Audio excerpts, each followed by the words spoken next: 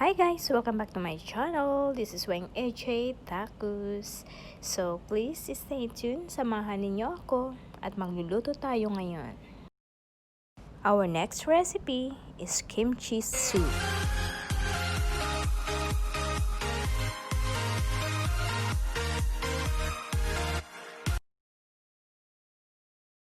Okay, so let's get started. So, ito yung mga sangkap natin na kakailangan natin sa ating kimchi soup. So, yung kimchi natin guys, okay, so anyway, by the way, lalagay ko lahat sa description box below ang ating mga sangkap. Okay, so ayan, ito muna, prepare ko na lahat bago tayo mag-start sa ating pagluluto.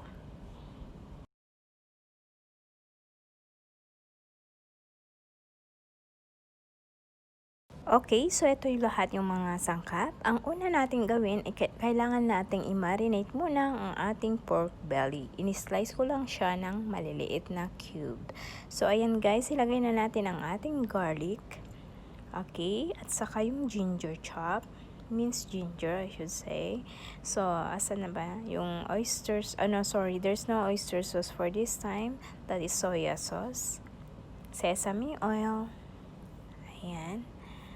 So, i-marinate lang natin ito ng about 10 minutes bago natin iluto.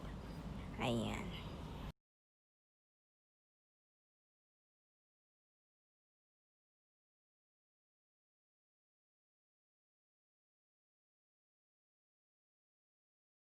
Ayan, haluin lang natin ito and we have to set aside for 10 minutes. Paulit-ulit. Okay, so let's start. Pinainit ko to, then ilagay na natin yung 2 tablespoon of butter. Ayan. So, hayaan lang natin mag-melt ang ating butter bago natin ilagay ang ating, what we call that, ang ating meat na na-marinate kanina. Okay, ayan guys. So, 2 tablespoon of unsalted butter. Salted butter also is okay. So, ayan, melted na siya. Meron pang konti. Ayan. So, ngayon, ilalagay na natin ang ating karne. Ayan. Hiniwa ko lang siya ng maninipis, guys. Ayan siya. So, lutuin lang natin ito ng about 5 minutes. Okay? 5 minutes, medium heat.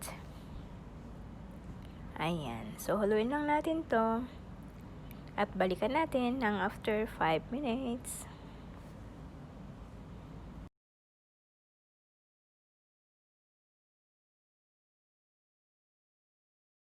So, after 5 minutes, ito na siya guys. Isusunod na natin dito ang ating, ang ating, tawag doon, ang ating onions. Ayan. So, lutuin natin about 2 minutes more.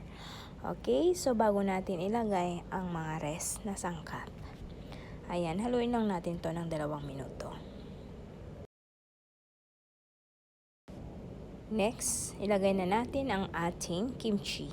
Ayan, ito yung kimchi chop. Ako na yung nag-slice. Ako na yung nag-squeeze, I should say. Ni-squeeze ko siya kasi kailangan natin yung juice ng kimchi. So, ayan, nilagay ko na rin yung Korean chili paste. Ilagay ko sa description box ang name niya. So, ayan guys, haluin lang natin ito at lutuin. I-simmer natin ng 5 minutes. After simmering for 5 minutes, yung kimchi, lagyan na natin ang ating kimchi juice. Ayan, 1 cup of kimchi juice at saka 8 cups of our chicken broth. Ayan. Yung chicken broth ko guys is a homemade chicken broth. You can use plain water if you don't have available chicken broth. Ayan guys. So, hayaan lang natin ito. I-simmer natin ng another 15 minutes bago natin ilagay ang ating tofu. Kung ready nang i-serve, saka natin ilagay ang ating tofu and boil ito another 2 minutes. Then we will serve. So, ayan guys. I-simmer lang natin ito ng 20 minutes. Ayan, so simmer natin ito, 'di ba? Sabi ko simmer ng 20 minutes. So ito na siya. After simmering for 20 minutes, ready na rin yung ating tofu. Ilagay na natin yung tofu and cook for another 5 minutes. So it will be ready to serve. So ayan guys. At saka ilagyan lang natin ng spring onion for garnishing. Okay? So, ayan guys. Thank you again for your time. At saka sa walang sawang pagsubaybay sa aking mga newly upload and recipes. Please don't forget to subscribe to my channel, WengAJ Tacos, and give me a like, comment, share, and ring the bell para ma-notify ka sa mga susunod ko pang mga i-upload. So, bye for now. Thank you again and see you in my next vlog. Goodbye and keep safe everyone. Bye!